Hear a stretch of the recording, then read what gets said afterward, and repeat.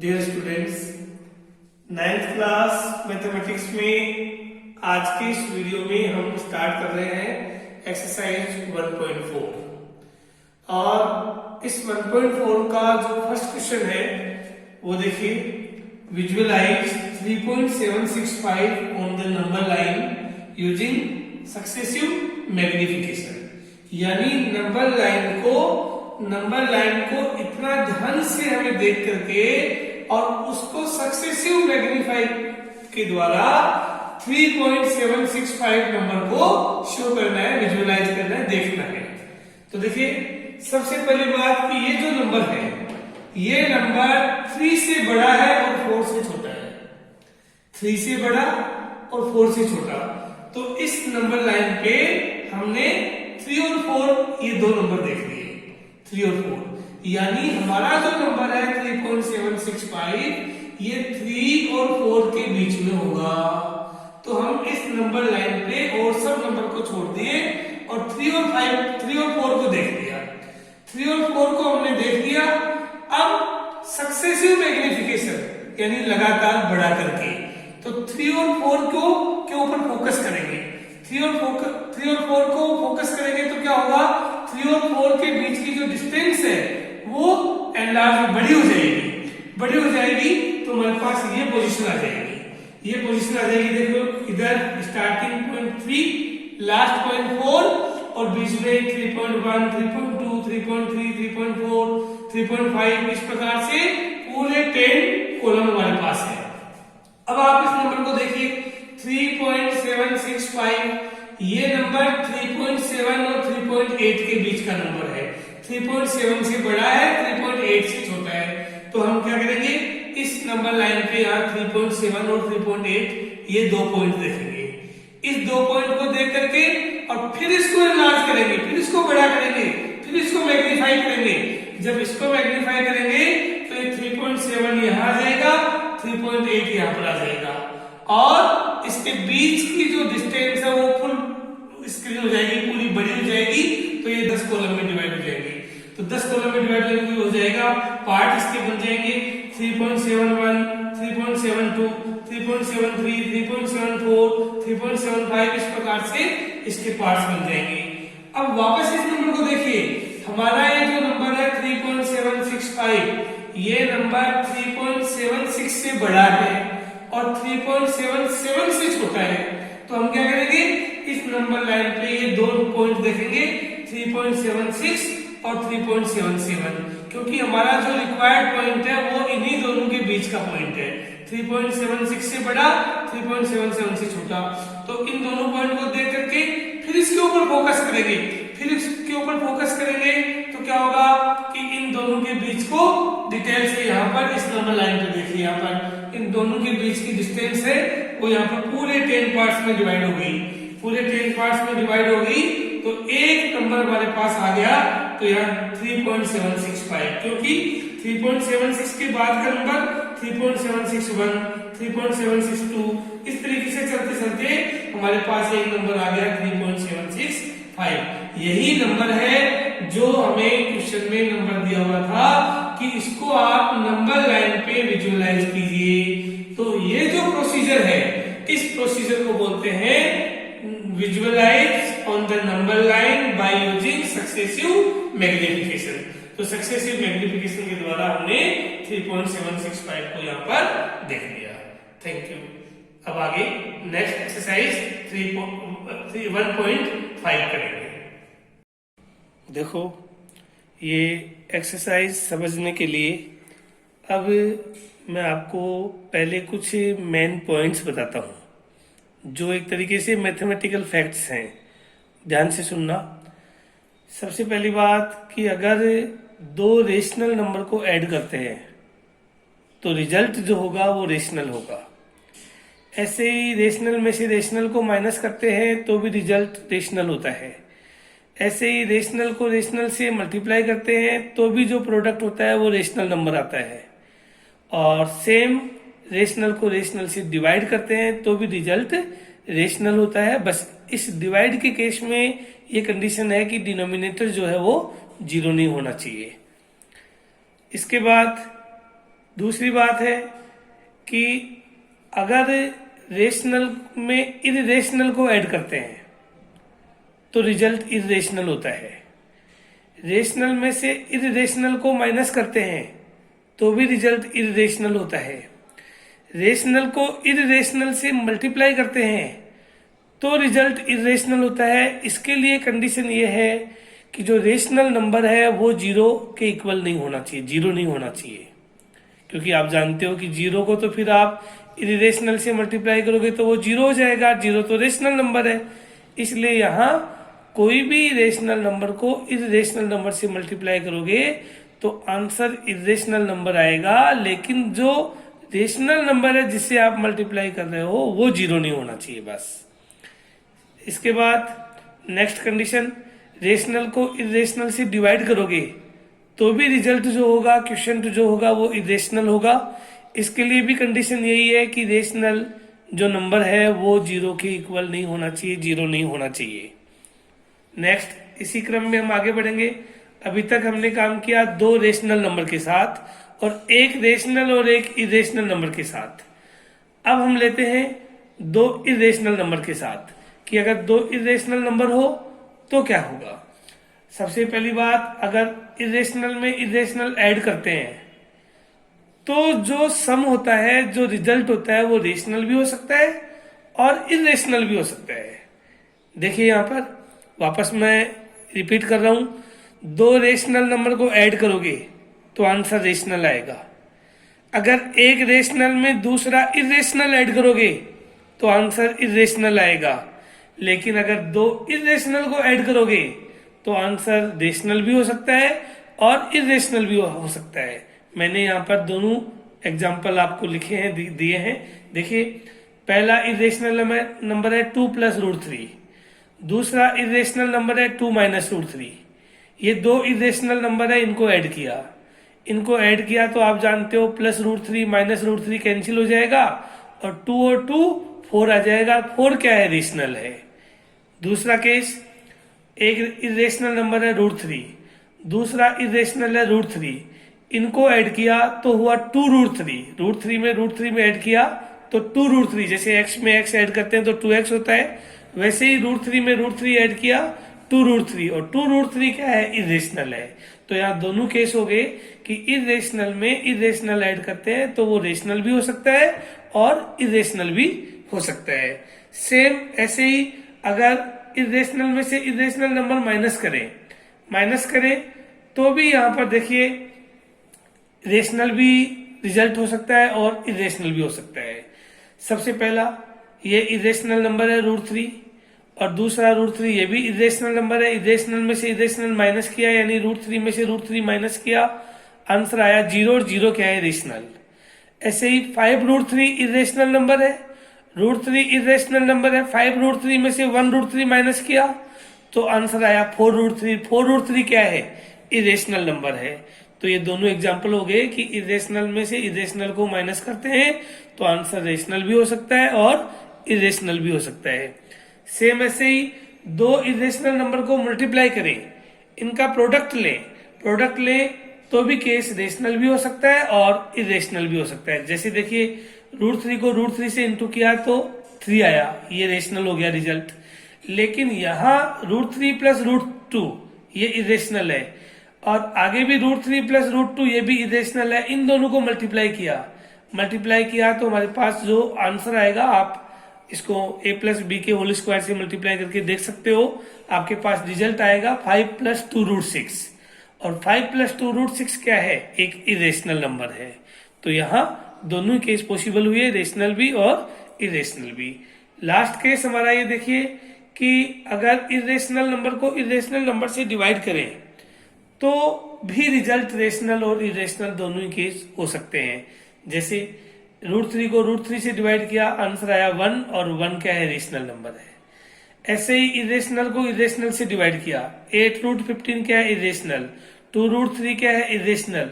यहाँ इसको इससे डिवाइड किया तो देखिए 8√15 को अपन लिख सकते हैं 8√3 × √5, √3 और √5 को मल्टीप्लाई करेंगे तो √15 हो गए और डिवाइड कर रहे हैं 2√3 से।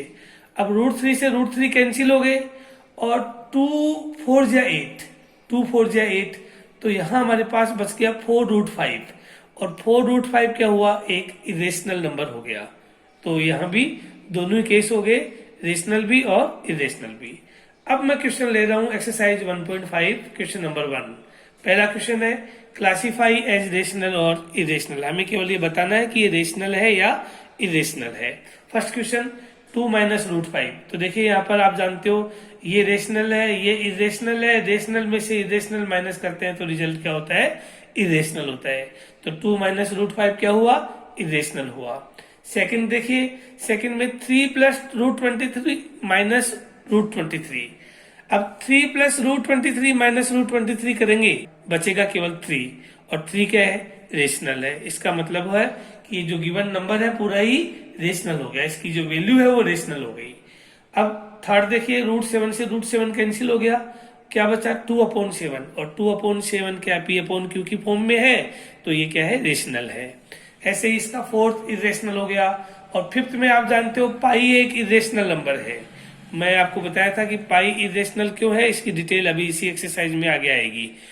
तो पाई इरेशनल है, इरेशनल नंबर को किसी रेशनल से मल्टीप्लाई करेंगे तो रिजल्ट इरेशनल होता है, इसलिए 2π क्या हो गया, इरेशनल नंबर हो गया। ऐसे ही same question number 2। Question number 2 में है सिंप्लीफाई, यानी हमें इसका सिंप्लीफिकेशन करना है। 3 + √3 इंटू 2 + √2, हमें इनको मल्टीप्लाई करना है। बीच में देखो, दोनों ब्रैकेट के बीच में कोई साइन नहीं है, इसका मतलब मल्टीप्लाई करना है। तो इसमें हम क्या करेंगे, इसकी फर्स्ट टर्म को इसके दोनों टर्म से मल्टीप्लाई करेंगे, 2 + √2 दोनों से मल्टीप्लाई करेंगे, फिर √3 को भी इन दोनों से मल्टीप्लाई करेंगे। तो पहले 3 को 2 से मल्टीप्लाई किया 6, फिर प्लस 3 को √2 से मल्टीप्लाई किया 3√2, फिर 3 को दोनों से हो गया, अब प्लस √3 को 2 से किया तो वही 2√3, और √3 को √2 से किया √6।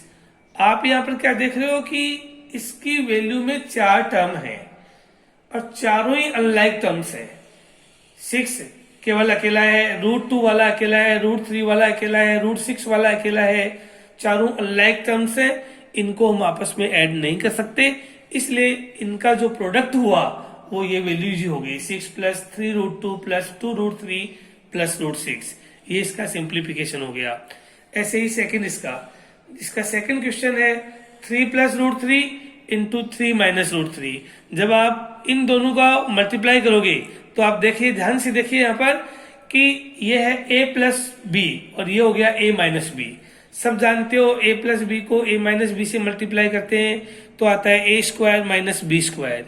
a² - b² आता है, इसका मतलब यहाँ पर 3 का स्क्वायर माइनस √3 का स्क्वायर हो गया। यहाँ पर a की जगह 3 है और b की जगह √3 है, तो 3 का स्क्वायर माइनस √3 का स्क्वायर, 3 का स्क्वायर हुआ 9, √3 का स्क्वायर होता है 3, तो 9 - 3 दैट इज 6 आंसर हो गया। ऐसे इसका थर्ड है √5 + √2 का होल स्क्वायर। अब इसको आप a + b के होल स्क्वायर से ओपन कर सकते हो। आप सब जानते हैं कि a + b का होल स्क्वायर क्या होता है, a² + 2ab + b²। तो उसी तरीके से हम इसको सोल्व कर सकते हैं। पहले a² यानी √5 का स्क्वायर, उसके बाद 2ab में हम क्या करते हैं कि इन दोनों को मल्टीप्लाई करके बाहर जो 2 लगा हुआ है इससे भी मल्टीप्लाई कर देते हैं। ये a है, ये b है, ये 2 है एक तरीके से। तो 2ab में यहाँ पर 2 और √5 और √2 को मल्टीप्लाई किया तो √10, तो 2ab की जगह हमारे पास टर्म आ गई 2√10, और फिर b का स्क्वायर यानी √2 का स्क्वायर, तो a² + 2ab + b²। हमारे पास रिजल्ट हो जाएगा √5 का स्क्वायर 5 और √2 का स्क्वायर 2 और 2√10 एज इट इज लिख देंगे। तो 5 और 2 7 + 2√10 हमारे पास आंसर हो गया। इसी प्रकार से 5 - √2 और 5 + √2, यहाँ एक माइनस में है एक प्लस में है, तो हम a - b into a + b, आप सब जानते ही हो a - b को a + b से इंटू करते हैं तो a² - b² इसका सॉल्यूशन होता है। तो यहाँ पर भी a की जगह है √5 और b की जगह है √2, तो a² - b² यानी √5² - √2 का स्क्वायर, √5 का स्क्वायर यानी 5 और √2 का स्क्वायर होता है 2, दैट इज 5 - 2 = 3। हमारे पास इसका आंसर आ गया। अब वो क्वेश्चन है जिसका वेट हमें कई दिनों से था कि पाई को इरेशनल नंबर क्यों कहते हैं। देखिए यहाँ पर क्वेश्चन क्या है कि recall pi is defined as the ratio of the circumference of a circle to its diameter, that is pi is equal to c upon d. This seems to contradict the fact that pi is irrational. How will you resolve this problem? अब आप ध्यान से सुनना, इसका मतलब क्या है। देखो पाई को कैसे बनाया गया, पाई आता कैसी है, किसी भी सर्किल की सरकमफेरेंस को अगर डायमीटर से डिवाइड कर दें तो पाई आता है। ये पाई का फॉर्मूला होता है, pi is equal to C upon D, C for circumference और डी फॉर डायमीटर। तो किसी सर्किल की सरकमफेरेंस को डायमीटर से डिवाइड कर देते हैं तो पाई की वैल्यू आती है। अब सरकमफेरेंस अपॉन डायमीटर यहाँ पर देखने पर ऐसा लगता है कि सरकमफेरेंस क्या जनरली रेशनल नंबर होती है, डायमीटर क्या है जनरली रेशनल नंबर होता है, और रेशनल को रेशनल से डिवाइड करें तो आंसर रेशनल आना चाहिए, लेकिन पाई तो इरेशनल होती है। इसका जो क्लियरिफिकेशन है मैं अब आगे कर रहा हूं, आप ध्यान से देखना कि c अपॉन डी की वैल्यू जो पाई है वो इरेशनल क्यों होती है। मान लो मैं आपको कहूं कि ये कोई स्टिक है और इसकी लेंथ आप फाइंड करो, तो आप क्या करेंगे, स्केल से इसकी लेंथ निकालेंगे। स्केल से लेंथ निकालेंगे तो आप मान लीजिए मेरे को आपने आंसर दिया कि सर 2.5 सेंटीमीटर आया, मैंने आपको कहा ये मेजरमेंट रॉन्ग है, तो आप कहेंगे सर दोबारा चेक कर लेते हैं। दोबारा चेक किया तो भी 2.5 ही आया। फिर मैंने कहा कि ये रॉन्ग है, तो आपने पूछा सही बताओ सही क्या होगा। मैंने कहा इसका मेजरमेंट 2.534678 ... ये इसका मेजरमेंट है।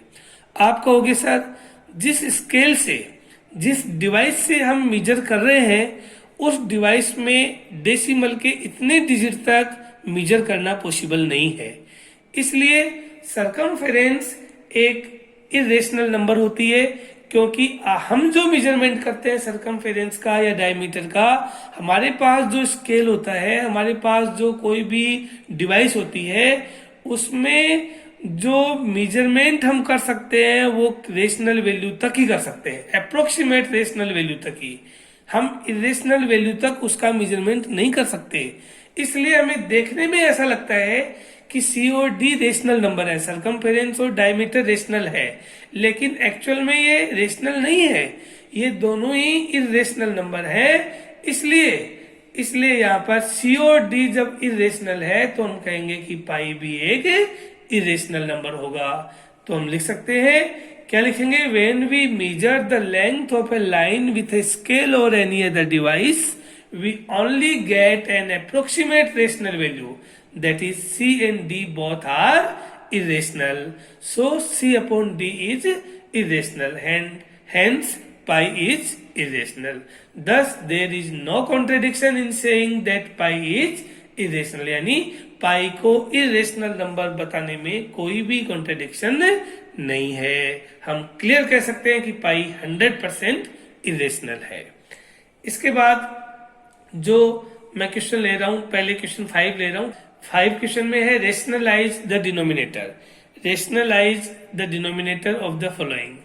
देखिए कोई भी जो रेशनल नंबर होता है जनरली उसमें डिनोमिनेटर रूट में नहीं होता, डिनोमिनेटर रूट में नहीं होता, न्यूमिनेटर रूट में हो सकता है लेकिन डिनोमिनेटर रूट में नहीं होता जनरली।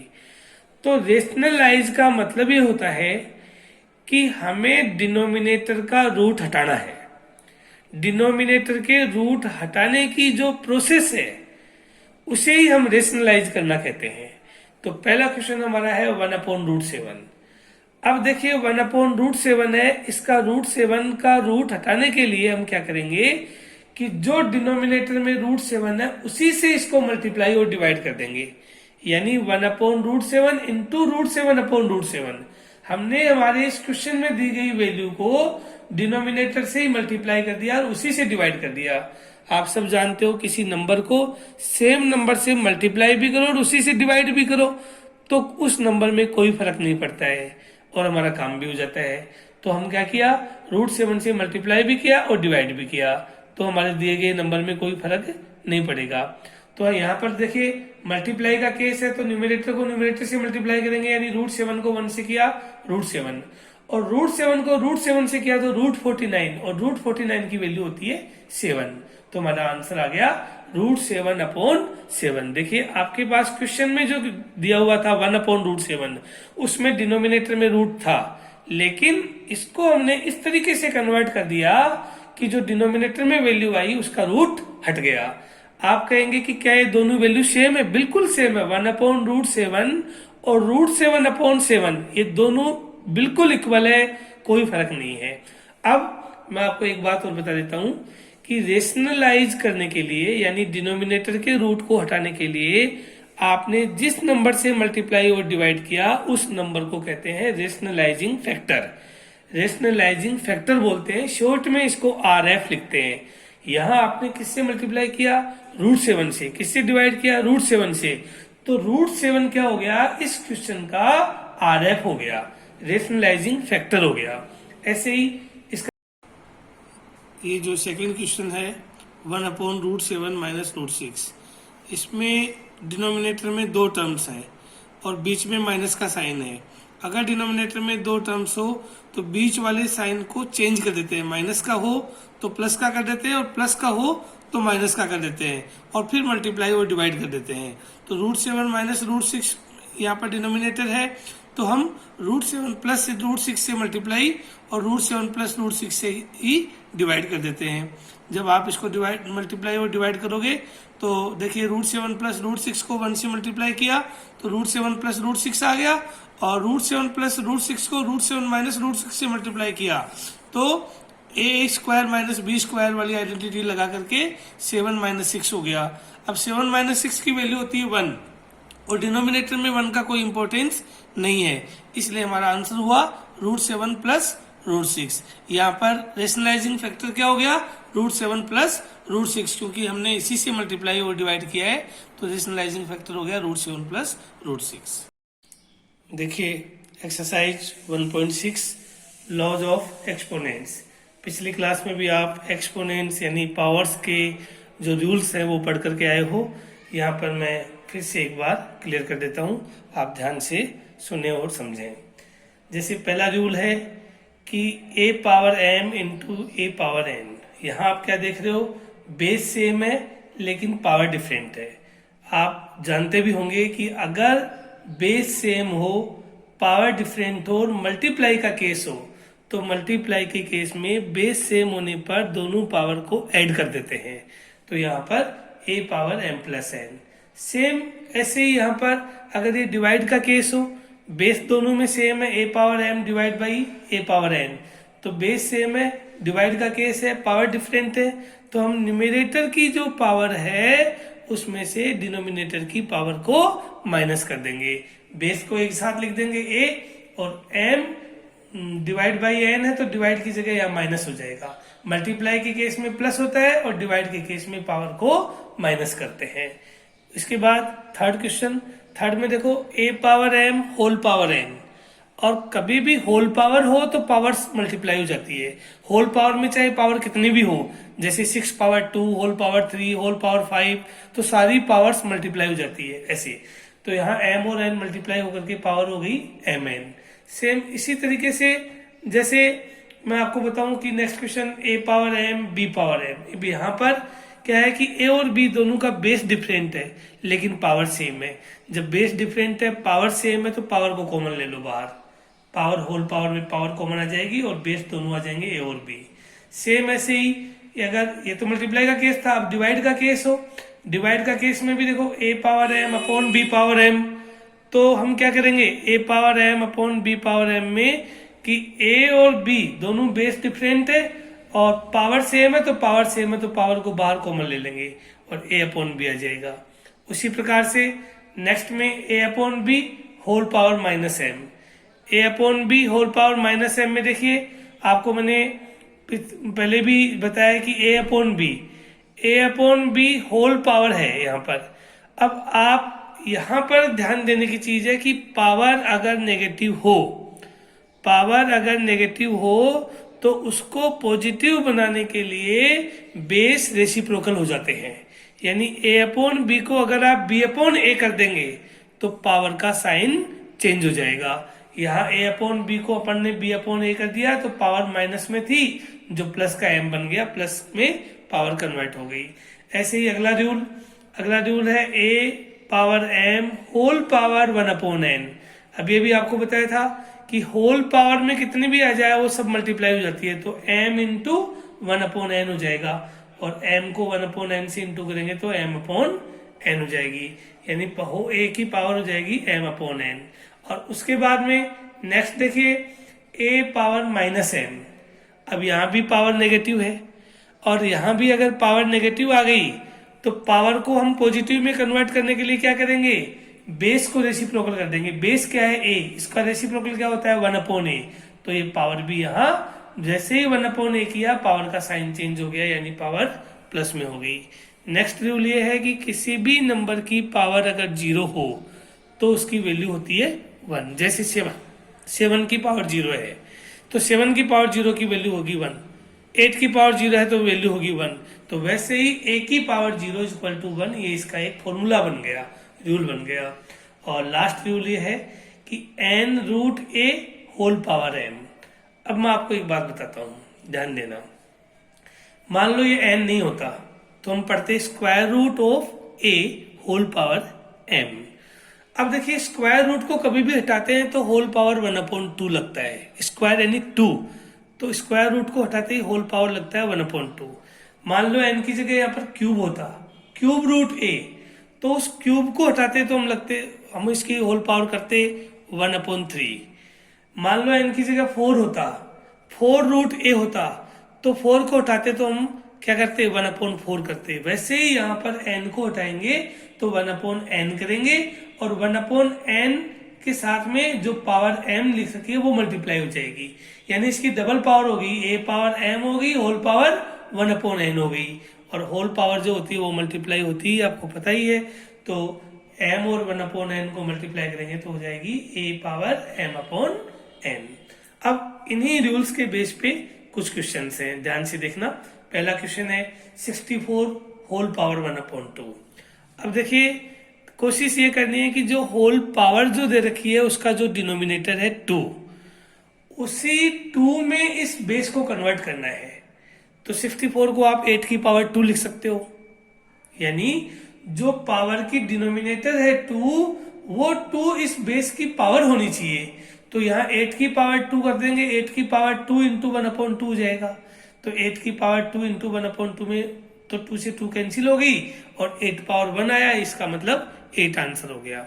ऐसे ही इसका नेक्स्ट क्वेश्चन समझो 32 होल पावर 1 अपॉन 5। अब होल पावर है 1 अपॉन 5, अब 1 अपॉन 5 का डिनोमिनेटर कितना है 5, तो 32 को ऐसे नंबर में कन्वर्ट करो जिसकी पावर 5 हो जाए, और वो नंबर है 2। 2 की पावर 5 करते ही 32 होता है, तो 2 की पावर 5 इंटू 1 अपॉन 5 हो जाएगा। 5 से 5 यहाँ पर कैंसिल हो जाएगा, 2 की पावर 1 बचेगा, 2 की पावर 1 का मतलब होता है 2। इस प्रकार से इन क्वेश्चंस को आपको करना है। सेकंड क्वेश्चन देखिए 9 की पावर 3 अपॉन 2। अब 3 अपॉन 2 का डिनोमिनेटर क्या है 2, तो 9 को ऐसे नंबर में कन्वर्ट करो जिसकी पावर 2 हो जाए। तो 9 को ऐसे नंबर में कन्वर्ट करते हैं तो 3 की पावर 2 हो गई, 3 की पावर 2 इंटू 3 पावर 2, 3 अपॉन 2 हो गया। अब 2 से 2 यहाँ कैंसिल हो जाएगा, क्योंकि न्यूमिनेटर और डिनोमिनेटर कैंसिल हो जाते हैं, आपको मल्टीप्लाई के केस में आपको पता ही है। तो 3 का क्यूब बच गया, और 3 का क्यूब का मतलब होता है 3 इंटू 3 इंटू 3 दैट इज 27। उसके बाद 125 होल पावर माइनस 1 अपॉन 3, इसका डिनोमिनेटर है 3। तो 125 को ऐसे नंबर में कन्वर्ट करो जिसकी पावर 3 हो जाए, तो वो नंबर है 5। 5 की पावर 3 करते ही 125 हो जाएगा। होल पावर में जो नंबर है माइनस 1 अपॉन 3 वो मल्टीप्लाई में रहेगा ही रहेगा, तो 3 से 3 कैंसिल हो जाएगा, और 5 की पावर आया -1। आप सब जानते हो अगर पावर का साइन चेंज करना हो तो बेस को रेसिप्रोकल कर दो। बेस क्या है 5, 5 का रेसिप्रोकल क्या होता है 1 अपॉन 5, तो 1 अपॉन 5 करते ही होल पावर प्लस की 1 हो गई, और प्लस की 1 पावर का कोई मतलब नहीं है, इसलिए 1 अपॉन 5 हमारा आंसर हो गया। लास्ट क्वेश्चन देखिए कि 2 power 2 upon 3 into 2 power 1 upon 5, यहाँ पर आप क्या देख रहे हो, 2 दोनों में बेस सेम है, पावर डिफरेंट है, मल्टीप्लाई का केस है। आपको फर्स्ट रूल मैंने यही बताया था अभी कि अगर बेस सेम हो, मल्टीप्लाई का केस हो तो पावर ऐड कर देते हैं। तो 2/3 और 1/5 को ऐड कर दिया। इसका जब एलसीएम लेकर के सोल्व करोगे तो आ जाएगा 2 होल पावर 13/15। इसके साथ ही ये चैप्टर एनसीईआरटी के क्वेश्चंस आपके कंप्लीट होते हैं और नेक्स्ट वीडियो में आप बहुत सारे एडिशनल क्वेश्चंस देखोगे जो आपकी एग्जाम्स के लिए, आपकी नॉलेज के लिए, आपकी कंपटीशन एग्जाम्स के लिए बहुत इंपॉर्टेंट होंगे। तो इसके साथ ये वीडियो को मैं एंड करता हूँ।